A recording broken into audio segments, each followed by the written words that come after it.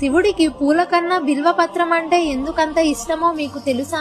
ఒక రోజు అడవిలో దారి తప్పిన ఒక నిరుపేదుడు రాత్రి భయంతో వణికిపోతూ ఒక బిల్వ చెట్టు కింద కూర్చున్నాడు.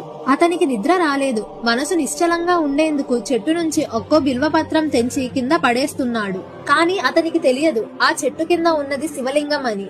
రాత్రంతా తెలియకుండానే బిల్వపత్రాలు శివలింగంపై వేస్తూనే ఉన్నాడు. ఆ క్షణంలోనే శివుడు ప్రసన్నుడయ్యాడు. ప్రాతకాల సమయంలో స్వప్నంలో శివుడు దర్శనమిచ్చి ఇలా అన్నాడు, తెలియక చేసినా సరే నిన్ను నడిపించిన నీ మనసే నాకు భక్తి అని. ఆ భక్తిని మెచ్చిన శివుడు నిరుపేద జీవితాన్ని ధనధాన్యాలతో సుఖ సంతోషంగా మార్చాడు. అసలు బిల్వపత్రం ఎందుకంత ప్రత్యేకం అంటే దానికి 3 ఆకులు ఉంటాయి. అవి బ్రహ్మ, విష్ణు, మహేశ్వరులు గతం, వర్తమానం, భవిష్యత్తు, శరీరం, మనసు, ఆత్మ అని అంటారు. అంటే ఒక బిల్వపత్రంతో పూజ చేస్తే మన జీవితం మొత్తాన్ని శివుడి పాదాల వద్ద పెట్టినట్టే. అందుకే శివుడు అంటాడు, పూలు కాదు శుద్ధమైన మనసుతో అర్పించిన ఒక బిల్వపత్రం చాలు అని.